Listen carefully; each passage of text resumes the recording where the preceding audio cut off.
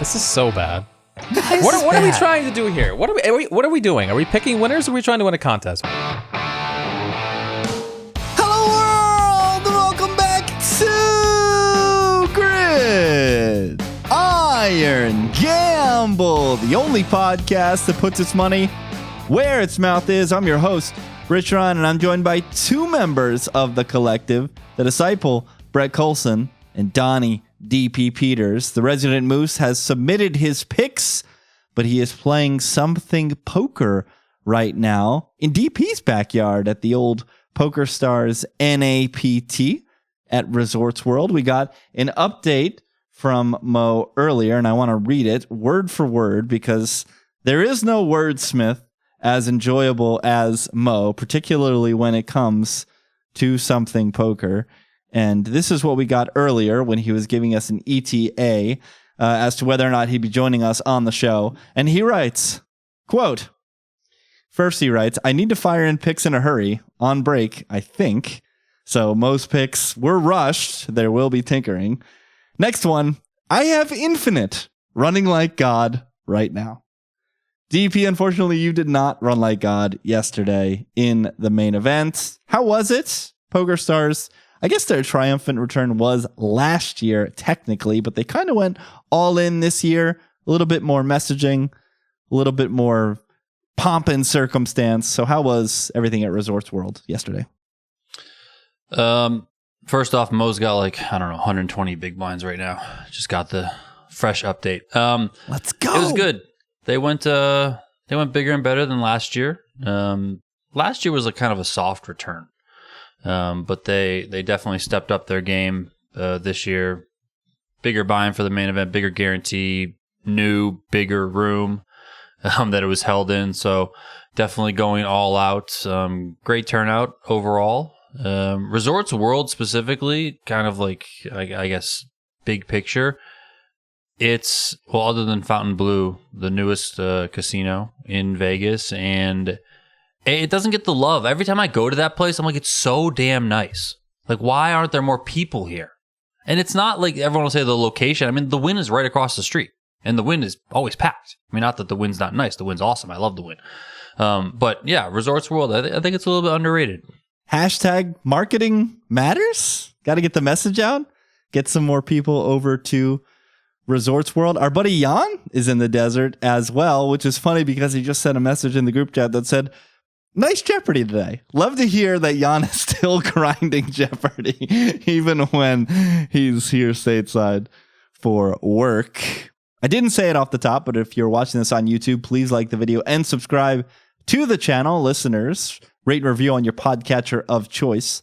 5 stars only, like Amarius Mims, who will be suiting up at tackle tonight for the Cincinnati Bengals. When in doubt, it used to always be when in doubt, pick a guy that went to Alabama. But nowadays, it's also when in doubt, pick a guy from Georgia, which is where Mims played his unprofesh football. 2-2-1 last week in Circa Sports Million, 21-23-1 on the season.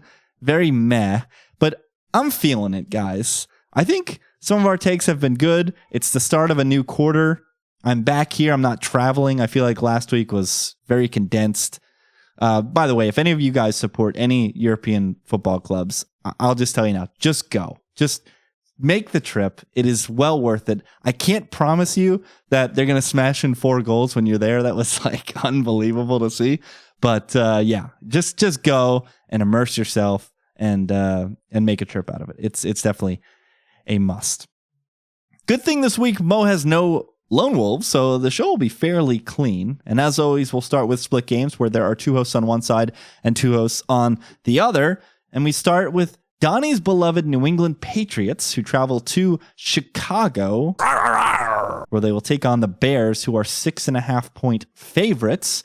And Mo and the disciple are all in on the clown quarterback that is Caleb Williams. Brett, you are laying the 6.5, just under that key number. Tell us why you are on Chicago. He has been a clown.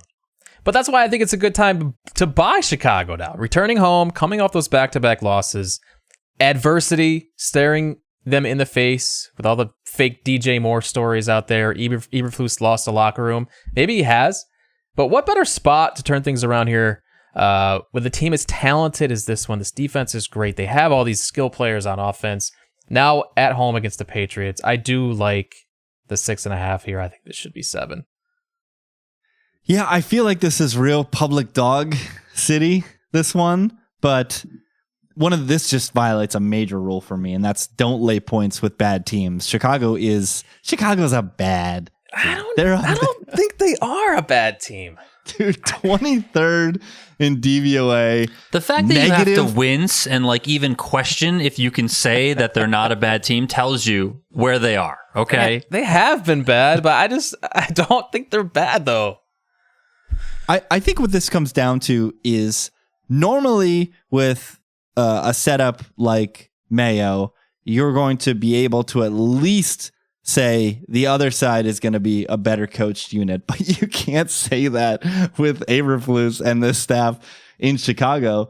So yeah, this is just way too many points. I will say for contest's sake, this one's interesting. So it opened 7 and money came in on New England, which was enough to bring this off of the 7 across the market. So I don't think there's going to be any leverage opportunities when it comes to the full 7.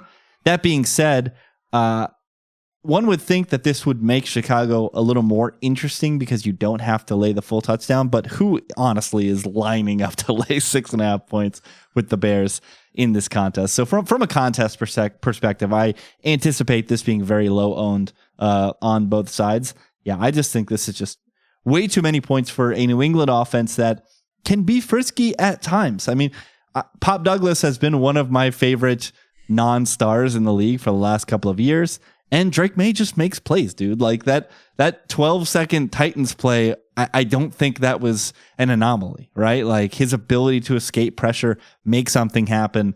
As somebody who roots for a team in the AFC East, I'm not looking forward to having to face Drake May 2 times a year in the future because that kid looks like he's going to be able to make some plays. Niners at Bucs. I'll lead this one off because I've got the Bucs +6 in my top 5. Short week off overtime. Never an enjoyable spot to back a team, especially when you're getting Kyle Shanahan with an extra week to prepare, extra rest for guys like Deebo Samuel, who had pneumonia and then came back, then didn't look himself. And now it looks like there will be the return of Christian McCaffrey. How much will he play with that Achilles? Who knows? But I will say, what Liam Cohen did on Monday night with that offense, I feel like that's everything that everyone says Kyle Shanahan does, right? He maximized everything across the board. And if he can continue to do that, I think it's reflected in this total of 50.5, that the market expects the Buccaneers to be able to score in this game. Niners defense, pretty average across the board. So the back door could be open. The Bucs should be able to move the ball. And if there's anything that the Bucs are decent at, it's stopping the run. Average across the board. So long trip for the Niners. I understand them coming back, but I just think it's a lot of points for an offense that has shown that it is quite competent, even with the lack of pass catchers in Evans and Godwin. Once again, Brett, we are on opposing sides. You got your boy Shanahan, this time in the middle of your card. Yeah, that's worked out really well for me so far this year. But like you said, though, short week for the Bucs, heading into what will be a physical game against San Fran coming off the bye. The question is, can the Bucs continue to scheme offense with this putrid roster? I just don't see how this is sustainable. As good as Baker has looked, I don't get it. And the 49ers are definitely feeling some pressure right now. They need to turn it on here in the second half of the season, which they have done in just historically. They need the roster, especially on offense, should be close to back to full strength. No Ayuk, obviously, but Deebo, CMC, I expect them to come out strong here because right now they are right. They're right there with the rest of this division. They need a couple wins. This is traditionally the spot where we start to see rookie receivers start to take a leap as well. Historically, we see rookie receivers have a big jump in the second half of the season. You got a guy like Pearsall who has the pedigree, has the draft capital, and is in a Kyle Shanahan system. So this definitely could be the week where we're like, oh, the Pearsall kid, that was a great selection. So yeah, I just think it's a little bit too much points. I'm just putting my trust in Liam Cohen. Let's go over to Germany. I don't know. I guess I'm just anti-Germany because I don't have their anthem queued up as I do the British anthem. That God Save Now the King is also very short. So I think that works in my favor there. And let's get DP involved because he has a very strong opinion on this game. And he is laying 6.5 points with Daniel Dimes and the G-Men. I mean, Daniel Dimes might turn out to be Joe Montana against this Panthers defense because a lot of quarterbacks end up looking pretty darn good against Carolina. I also like to sell some Carolina stock after last week's win against the Saints. I mean, I think Bryce Young looked better, but am I supposed to look at a one-game sample when he looked somewhat decent versus his entire career when he's looked like an absolute disaster? I'll take looking at the career. And my dogs agree with me. How about that? Nobody mustered a very strong opinion on the pod, at least. Mo somehow had the Panthers in his top 5. So I clicked the Panthers as well, obviously split game. And by the reaction there of Brett, he is on. Aren't they going to be super popular? I'm interested in that because on its face, laying 6.5 points with the Giants on a neutral field is absolute insanity. But this is a Panthers team that for the majority of the season has shown to be that they are well below the threshold necessary to be an average competitive football team in this league. You don't want to buy them off the win as well. And they were just actively trying to sell pieces of either they couldn't get a Thielen deal done or Thielen's hamstring injury that has kept him on IR is too severe that no team wanted to move him, but they were obviously sellers at the deadline. And for all the love that Canales got last year and leading into this season, and for some of the decent things he did with Andy Dalton this year, this is definitely better coach, better quarterback, because we've seen Dayball do some very strong things. This Giants receiver corps is also rounding into form as well, and they could definitely get right against Carolina. I'm making all the points for the Giants, even though I put an X next to Carolina, because I just can't physically, Brett. I can't physically put an X next to Giants minus 6.5. It's hard, right? But I need to get Mo's take on this. He said last week that the Saints should have been minus 10 against the Panthers, and now he's clicking on the Panthers. Wow. It's because the Panthers won. But that's so stupid. Okay, I mean, he probably just whipped him in between 3 bets over there. I know. Yeah. In between clicking buttons. All right, let's go out west where my fighting are road favorites against the Arizona Cardinals. 1.5 in the contest. This has flirted between 2 and 1 all week in favor of Gang Green. Jets get the big win on Thursday Night Football against the Texans. They get some extra rest.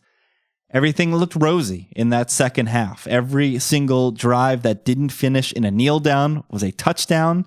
You had Garrett Wilson making 2 one-handed touchdown catches. I don't know if he used both hands, but got his shin down for the big catch. Devontae Adams got CTE'd, it looked like, and then came back and scored a long touchdown. So hopefully he's okay. Some strong market sentiment in favor of New York. And Donnie, you've got the Jets in your top 5. I like the extra rest for the Jets. I think this team is, rounding into a little bit of form. But I guess if you could even say that, because I know that obviously Devontae Adams is still new, so it's going to be kind of rounding in form no matter what. Panthers are like what? I feel like I just do the opposite of what I did the last week or what they did the last week. I mean, they're like win and they lose, then they win, then they're kind of all over the place. I think this defense on Arizona can still get had. I think if Aaron Rodgers can get cooking a little bit, then they're going to score a lot of points. My concern is that I don't know if the Jets. I think the Jets defense is good enough. I just don't know if they'll play Kyler correctly. Like, that's the thing. Like, I feel like some teams play him well. Some teams he looks like a complete menace out there doing whatever he wants. So I don't necessarily know what to get from this Jets staff. Rich, you'd probably know more if they're going to be able to play him correctly. I think they have the pieces if they put the right system in play, but are they going to put the right system in play? I don't know. That would be my concern. But I like the Jets to be able to score here ultimately and then cover this 1.5. Yeah, historically, the Jets have struggled mightily against mobile quarterbacks, Lamar Jackson, Josh Allen. A couple of weeks ago, we saw Drake May get loose before he got concussed. And then even in that game, Brissett kind of got loose against them en route to their underdog victory at home against the Jets. So for me, the two big things for the Jets here are how do they contain and defend Kyler Murray when he runs? And then what the hell is this offensive line going to look like? They're going to be starting a center and then 4 tackles. Both guard positions will be filled by tackles, one of them by the rookie Olu Fashanu, who for the first time in his entire life played guard on Thursday night. And I'm talking about had never taken a practice rep ever in his life at guard. They would get the play and Joe Tippmann would tell him exactly what to do on every single play because he just had no idea what to do at right guard. So what does that look like entering into this game? Thankfully, the Cardinals don't really muster much attention up front. 27th in pressure rate. They went out and they acquired a veteran from the Broncos this week at the trade deadline, but I think it was Browning, not an exceptional name, more so just some depth because they struggle, mightily to get any pressure on the quarterback. My biggest thing here is just, I've just seen this so many times, especially going west, where the Jets play a critical game, they have some momentum going, and then they go to Seattle and get their ass kicked. In this same spot, we talked about it last week.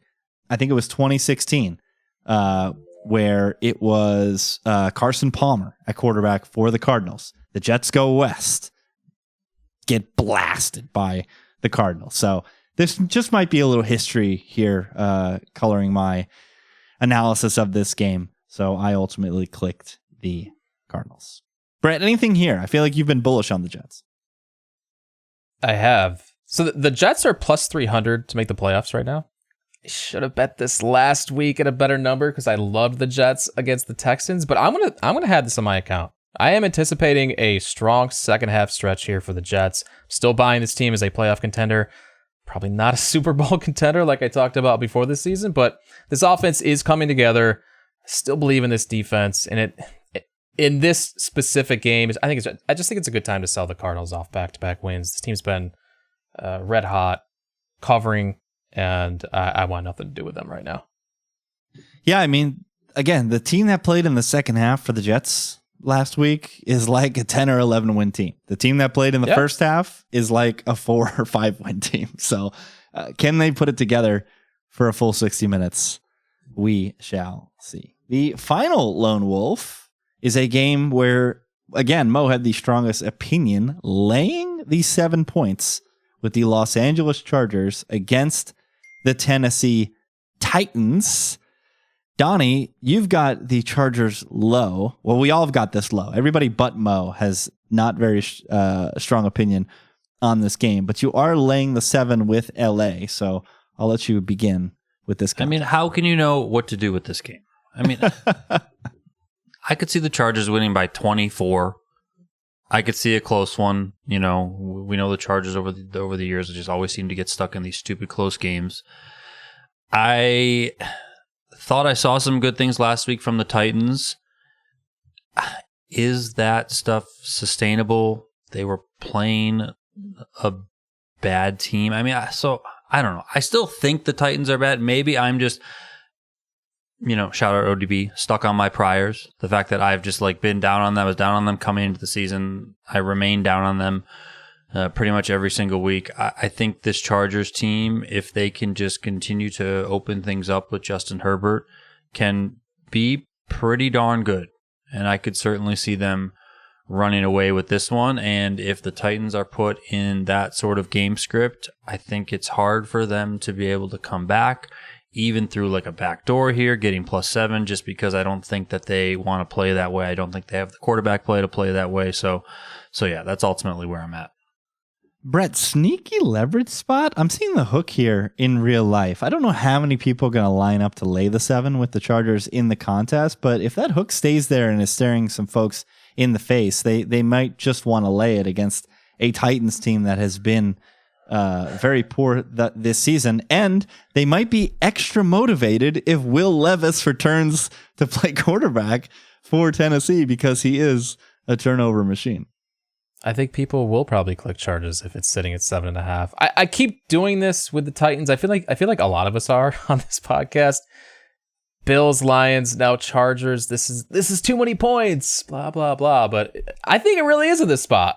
Like the Chargers they operate at the slowest pace in the league. They run the football. They're not built to cover big numbers. And the Titans actually might have the edge in the trenches here in the run game. They're very good against the run. Will that mean Harbaugh opens it up with Herbert like he should? Maybe. But regardless, this is just a huge number for a team that I don't think should be laying a touchdown very often. This is also a traditional cap spot, sub 40 total, looking at 39. So that makes the touchdown points even more valuable in favor of the dog. And to be honest, the Chargers might have a trenches disadvantage in this game. If there's anything the Titans are good at, it's defending the run, and they're decent in protection up front. And even if they weren't decent, the Chargers are 31st in pressure rate with Khalil Mack having 2 DNPs this week. So yeah, I just don't see a lot of points in this game. Once again, as Brett said, just begging the Titans to stay close in a game where they're getting a boatload of points. All right, those are the split games. Let's head over to... Rich, I have an update. We got an update on Mo.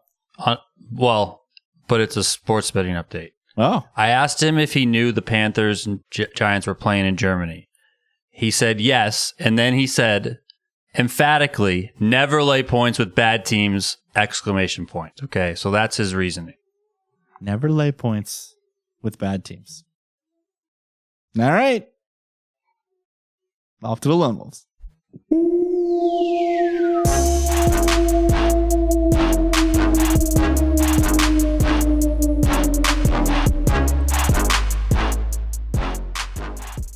We just talked about a game where there's some ambiguity as to whether or not the starting quarterback will go. Will it be Mason Rudolph? Will it be Will Levis?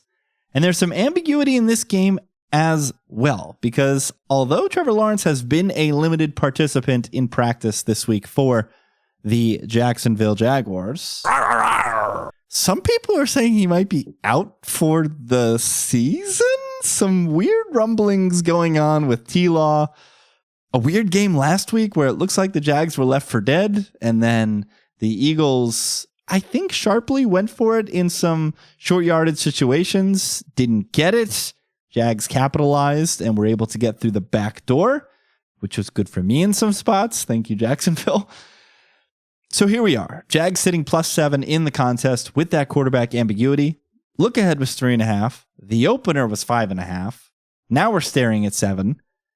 And Donnie doesn't care because he put an X next to the road team, Minnesota Vikings, and they bubbled his top 5. I mean, I can't. This is a big number, and I didn't want to. Originally, I was like, you know what, I need to stop playing these big numbers. And I was like, you know what, the hell with it. I'm over that. I think I decided that a week or two ago. I'm just going to start clicking big numbers and go back to, 2018 Donnie, and the hell with it. That said, first of all, I hate this Jaguars team, so I could just be completely stubborn here. I don't know how they perform against this Vikings defense. I also think the Vikings offense can just move the ball pretty much at will against the Jaguars D, and I think Justin Jefferson's going to have 8,000 yards in this game. I mean, This Jaguars team is cooked, man. What do you want me to say? You're definitely right. In the last 3 weeks, you said screw it. Well, I can't tell whether or not you chose a touchdown favorite, but no. Okay, so I can't really tell whether or not you were on the favorite or if you chose someone in a game with a touchdown spread. But no, I think last week I had a ton of favorites. I kept them low, but I definitely picked a ton of favorites, I think. Yeah. So if this is Mac Jones,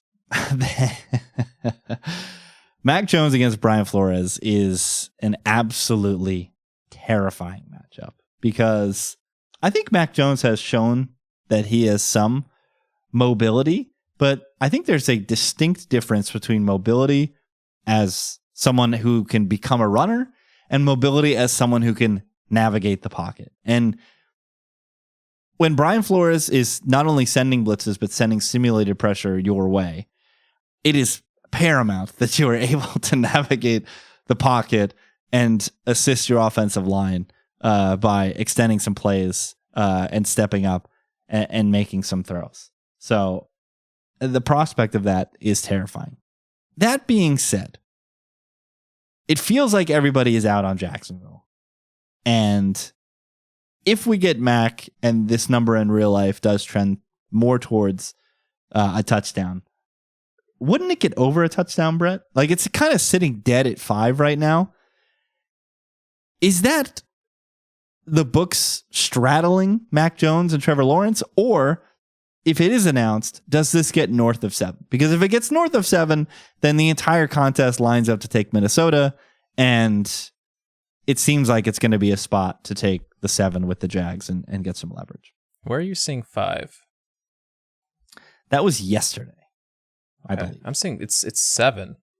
Okay. Right now. So Circa wasn't projecting. They're actually taking the market move right now. I'm pulling up a very off. Okay, so it's actually off OTB on a very influential offshore book. So I still think this has room to go north of 7 if it's official. Because who's going to bet Mac Jones? And nobody. And that's why I like this as a contest play too, especially, yeah, like you said, if it does get north of 7. It's gross though. Yeah, it's definitely, this bubbled your top 5. It's not like even you, the king of leverage, it's not like you're running to the window to back Mac Jones. What was also troubling last week is that BTJ just didn't look like himself. He looked like a guy coming back from injury. He didn't look like the explosive player that we had seen in the first half of the season. And Christian Kirk is still on IR, and Gabe Davis is still Gabe Davis. So in the event that Jags are trailing and need to score some points, if they don't have their full complement of weapons at full health, that's not going to be helpful as well. We move to Donnie's next lone wolf, Miami and the Dolphins, the greatest football team, where he is laying the 1.5 with the Los Angeles Rams against the greatest football team, the Miami Dolphins. I mean, I continue to like the Rams all the time. I liked them last week. You guys all thought I was crazy. How'd that work out for you guys? You were crazy because Seattle was literally in the end zone multiple times, and Gino decided to blow his Just own let me to be smithereens. results oriented, okay? Leave me alone, okay? I mean, I think this Dolphins team is cooked. I mean, come on. What are they? 2-7, 2-6? I don't even know what their record is anymore. They needed to win last week. How far is the plane ride from South Beach to Cancun? I mean, come on. It's shorter than the one from South Beach to LAX, I'll tell you that much. And probably a more enjoyable one for most of the team right now. That being said, the Rams short of a field goal, Brett, isn't this a lock to be top 5 this week? Hell, it might be a lock to be top 3. And the Dolphins and the Seahawks from an offensive perspective are kind of Spider-Man Mimi, right? They both can move the ball. So I guess we're I'm going back to the well. This bubbled my top 5, and I could be talked into this entering my top 5. Yeah, people are buying into the Rams with this offense now back to full strength. But the Dolphins offense looked very good last week. And most of it came on the ground because that's what Buffalo gave them. We know what this offense is capable of through the air. And the Rams have been quite poor against the pass this year. So I expect Miami to open it up with Tua this week. And they're losing skid on the road here. And I don't know. I don't think their season is over yet. I think this roster is finally coming together. Even though they lost last week, they played well. Like I don't know.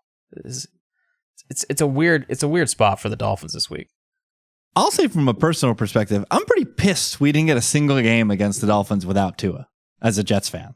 That's brutal that we had both those games towards the end of the season, and they'll likely be at fuller strength on offense than they were during that non-Tua period. Well, the biggest fear you is think Tua's going to survive? I mean, the guy's injured all the time. How about Kevin Harlan this week? When Tua went to scramble, Kevin Harlan just goes, "Oh no!" Man, Harlan's the best. And obviously, the biggest fear here, if you are a Dolphins backer or a prospective backer, is the fact that the Rams are second in pressure rate, and Jared Verse looks like he's just a dude. Like, the guy has just stepped into pro football and is going to be able to get at the quarterback.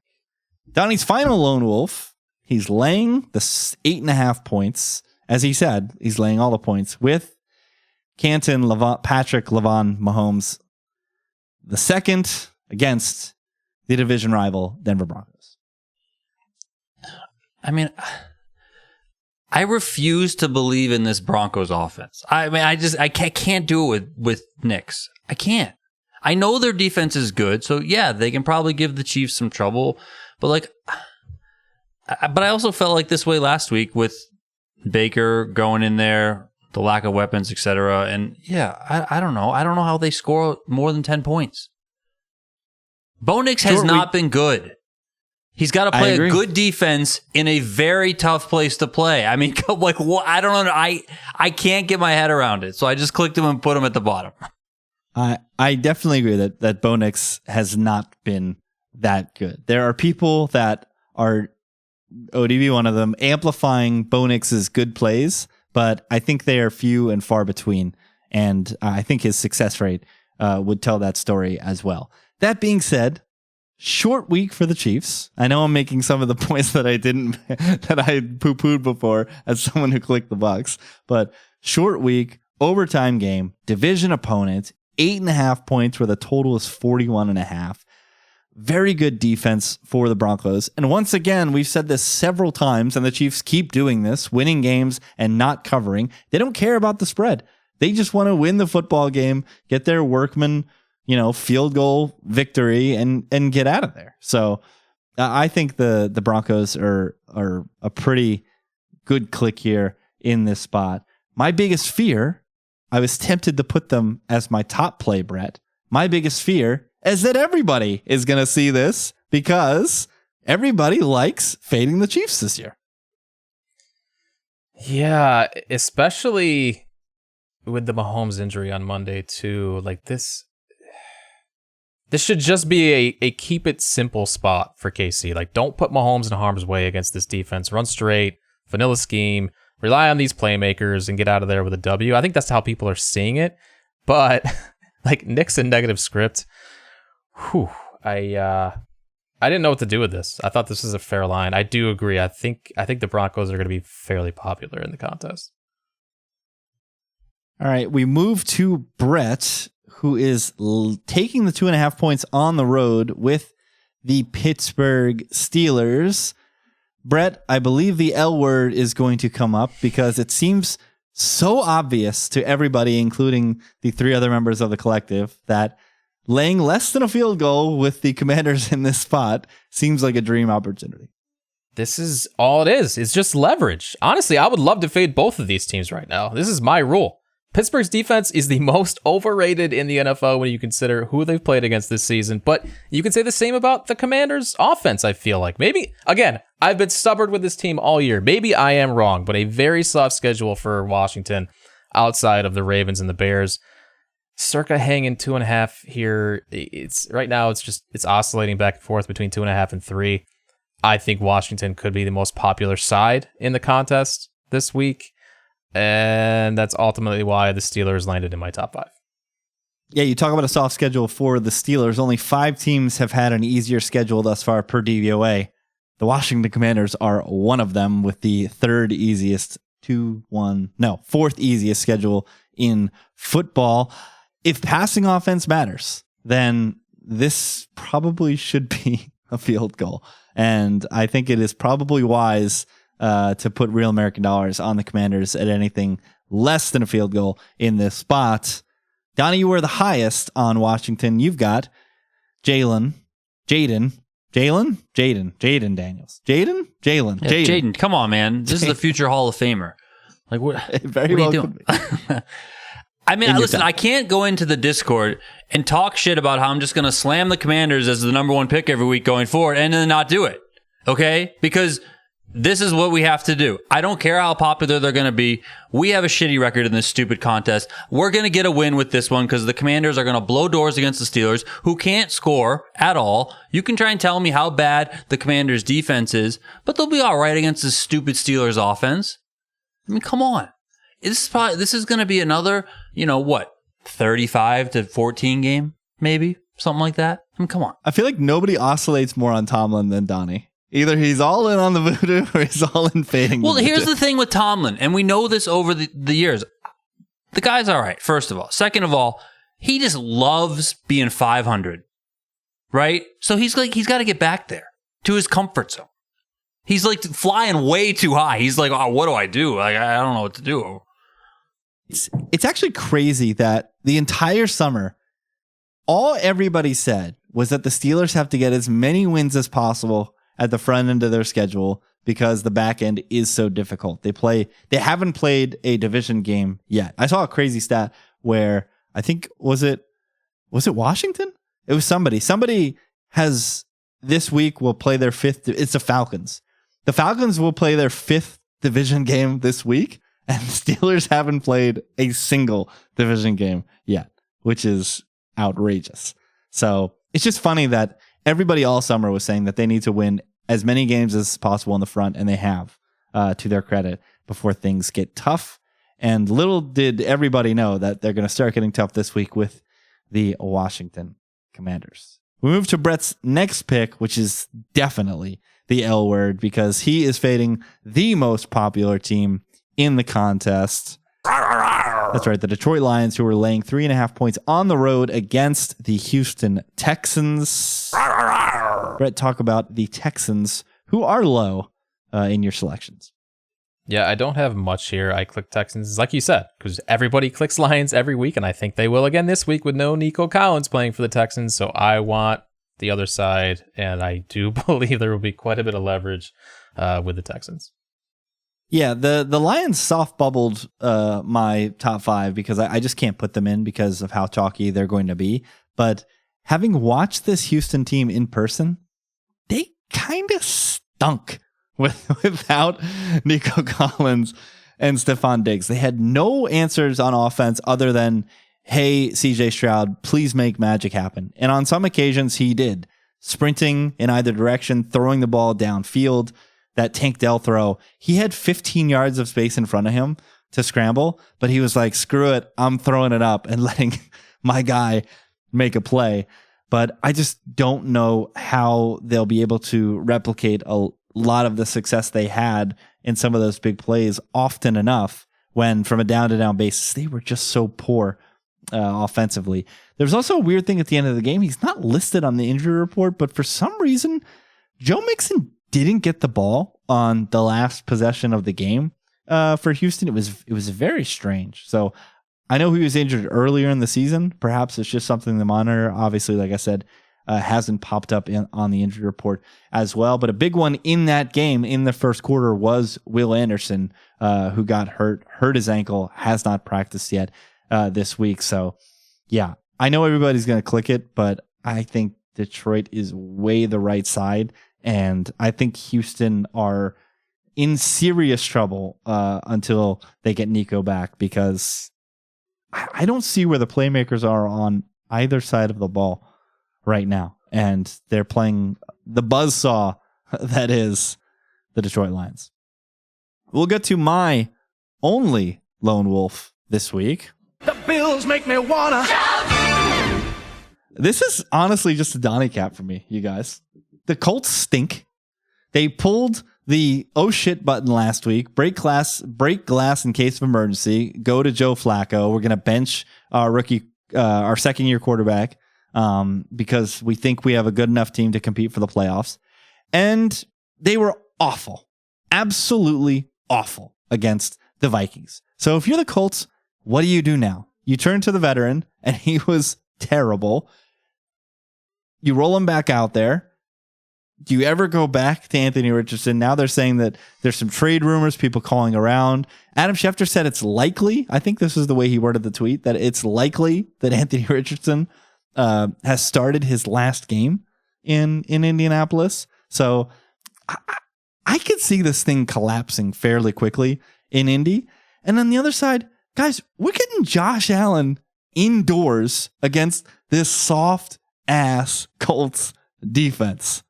Can't they just name the score? Isn't this just classic Bills 40, Colts 14, absolute romp by Buffalo in this spot? What am I missing here, Brett? Well, people seem to love the Bills here, and he just made some pretty good points. But to me, this looks like it could be a road letdown spot for a team that escaped last week, despite being outplayed, outgained, absolutely wrecked in the ground game. And that's where Indy should be able to eat in this spot. The game plan from Steichen should be pretty straightforward here. Ride Jonathan Taylor. The deficiencies in this Bills defense are evident. There's plenty of tape this year that shows that.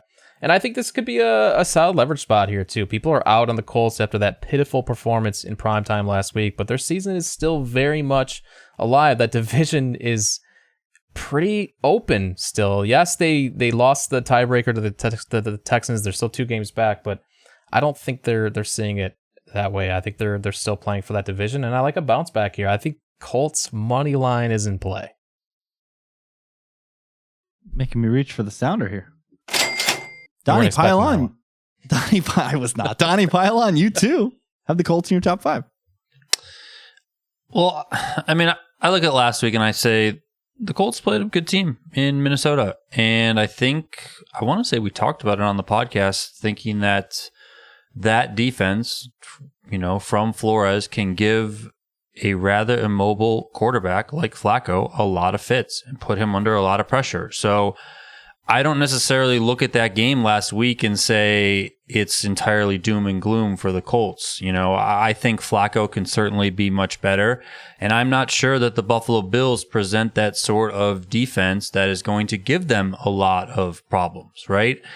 I also feel like, I don't know, like, do the Bills in a way like kind of play to their competition at times? Because I feel like that's a thing with them often.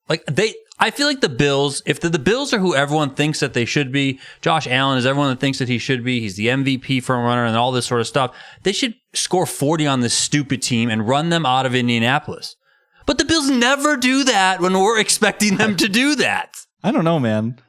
31-10 against the Dolphins, 47-10 against the Jags. Of course, 34-10 against the Titans when we were on that side. 31-10 against the Seahawks. Like, the Bills are back to blowing the doors off of bad teams. Okay, and what I'm saying is that I don't think in a lot of those games we were on the Bills to do that. Definitely weren't. That's what I mean. Like, when you expect them to do it, they don't do it, right? Like last week, you guys were on the Bills, right? Yes, I was. Yeah. By the way, Adam Schefter said, based on his history, this looks like the beginning of the end for Anthony Richardson's time in Indianapolis. Thanks for the clarity there. Yeah, I remember him putting that. That was that's a very ominous thing to say. Well, because Schefter's a weirdo. I don't know. I think ultimately my cap is I think the Colts stink. I think Flacco's awful, you guys. Like, Flacco, if you go back, have you seen some of the quarterbacks in this league, sir? I have. I have. Because But if Flacco you- is not that bad. I mean, Dude, I can't get, first of all, I can't get his entire Jets tenure out of my mind. I was at Jets Dolphins when the final score was something outrageous. 12-6. Yeah, 12-6. It was 9-6. No, 11-6. It was 9-6, and the Dolphins covered on a walk-off safety on the stupid lateral play. I can't get Flacco on the Jets out of my mind. I can't get Flacco's playoff performance last year in Houston out of my mind. I think this guy stinks, and I think the Colts pulled the ripcord a little too early, and I could just see the Bills rolling in this spot because that's what the Bills do. They circle the wagons and they roll against bad teams. Lone Wolves, I'm on the Bills. Brett has the Steelers and Texans. Donnie's got the Vikings, Rams, and Chiefs. New quarter. Scraping at 500. Let's get some winners. It's time for the card. 9, 8, 7, 6, 5, 4, 3, 2, 1, fire. I'm up first. Had the only winning record last week at 4-1. And after this pod, so far, I don't like my pick. And my number 2 pick is a lone wolf. So a rule of ODB, don't be stubborn. I don't know, guys. Right now, my pick is the Bucs. But it being a split game didn't give me any confidence. And the more we talked it out, and the more I thought about them coming off of overtime against a team that is coming off the bye, I don't love it. So I am open to doing some tinkering in the spirit of not being stubborn. My third pick is the Broncos. So I'm interested there. Bill, I might say screw you guys and put the Bills on because I honestly think they're going to win by 100. But I'm not sure. So right now the graphic is saying Bucs, but I'm going to do some more thinking. I might do some chatting in the Discord, bit.ly/Discord Moose. Donnie's up next. He spoiled it before. He said he's slamming him at the top of his card, and it starts here in week 10. let's go Dan Quinn, baby. Come on. Jaden Daniels. This is so bad. What are we trying to do here? What are we doing? Are we picking winners or are we trying to win a contest? What are we trying to do? Everybody's going to have the Commanders. We're really struggling to do both. So I'm just trying to find an avenue of positivity, okay? Donnie's number 2 pick was the collective pick, so he cannot pivot to that. And his number 3 pick might make Mo punt his entire stack because you can't lay points with favorites. DP's 3rd pick was the Giants. Mo is up next, and he's got the first of 2 consensus picks. This is a Bert Minotti special because he is taking the 7.5 points with Cooper Rush and the Dallas Cowboys. How much is Dak Prescott really worth? The market is telling us that, based off this number, a look ahead of 2.5, that it is 5 points to and through the key number of 7. But this is just traditionally a spot where you take the backup quarterback at home, divisional game against an Eagles team that has gotten fat and happy off of 2 bad teams in a row. Yes, I'm lumping the Bengals in there without T. Higgins as a bad team. They get the bad Jags last week. And now we get a Dallas team, Brett, that everybody's counting out. Dak's done for the season. Jerry's off the Johnny Walker Blue, trading draft capital for Jonathan Mingo. So in that scenario, what do? We hop on Dallas. I was actually a little worried about this one being popular, even with Cooper Rush taking over, because 7.5 is a lot of points on the road in a division game. But with A.J. Brown now trending toward playing, I can't see people clicking on Dallas in the contest. We don't even know what Brown is going to look like. Devontae Smith is also banged up. Dallas Goedert hasn't played in several weeks. You have to wonder about the consistency with this Philly offense in this spot against a team that knows them well. Cooper Rush has won games as a massive dog before. Like, I just think this is a great spot for Dallas, north of 7 in a game that they're going to show up for. Micah Parsons practicing this week with that ankle. Might be a shot that he returns for the Cowboys in this spot. DP, I think you are the lowest. I guess I'm the lowest on the Cowboys, but I'm very much fine with this. DP, you're right with me. How do you feel about having Dallas on the card? I mean, isn't this Dallas's Super Bowl? Like, their season's cooked. Might as well beat the rival. I mean, what else you got to play for? Cooper Rush. I also feel like if Mike McCarthy was ever going to show up because his job might be on the line, it's probably this week. I mean, I know Jerry Jones will like never fire anyone, but I mean, this is getting pretty damn grim over in Big D there. So, like, Mike McCarthy should be sleeping at the facility, as far as I'm concerned. Cooper Rush too. Cooper's 30 years old. This is one of those games where you kind of, if you're Cooper Rush, you kind of never want to play. You kind of just want to exist in the league, because if you go out and you suck at 30 in this spot, this could be like your last job. So there's some incentive there to try to make sure he can stay holding a clipboard until he's like 33, 34 years old. So you can't really go out and lay a stinker either. Knows the system, has been in Big D for a while. So yeah, very happy getting above a touchdown with Dallas. And then Brett, you round us out with blocking me, essentially. Yeah, well, if you take the Bills, I don't really know what to do here.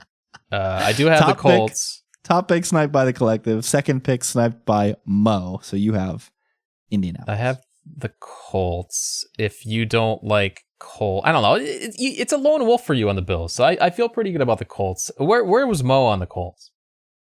Mo had the Indianapolis Colts as his very last pick. Ugh. Because then I have Bears, which was a split game, and then I have Steelers, which I was a lone wolf. So I guess I'm sticking with Indy for now, unless you change your pick, obviously. No, I don't think I will be, given that I am a lone wolf. I will respect the collective and respect Minotti. All right, let's get to the collective pick.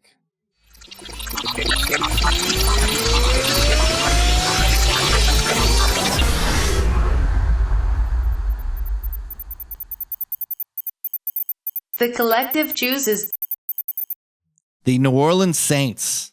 Forgot to make a new one, so I had to call the audible. This is a classic capping spot. Division game at home, getting north of a field goal. Everybody high on the Falcons. Like I said, this is their 5th division game. If they were to win this game, they kind of just close the door on the division and win the NFC South, barring some kind of catastrophe. That being said, Derek Carr didn't look like himself last week. He looked like, again, I forget who we mentioned this with, Brian Thomas Jr. He looked like a guy coming off of injury. So we get a week further removed from the rib injury. And does anybody else, Brett, have the same kind of stink on them as the New Orleans Saints, who lost to the Carolina Panthers in 2024? Dude, this is double, triple, quadruple check marks. Like, this is just the spot, right? Bet the team that looked the worst last week. The number's north of 3, like you said. It's at home, division rival, and the head coach is gone. And we've seen this time after time, too. It's the reason Antonio Pierce is even employed. When there's a major shakeup in the locker room, the outcomes tend to lean towards the positive for that team. And now this team is bad at football. Yes, they need to find a way to keep pace with Kirk and this Falcons offense, but I think they're going to be fine here. Like, Atlanta can't get any pressure. We know what Carr's splits are in that area. Give him time to throw the football, and he will deliver. So I love this spot for the Saints. I like the money line here too. I can see the Saints getting that win that nobody's expecting here. I'm curious to see what people do in the contest with this game.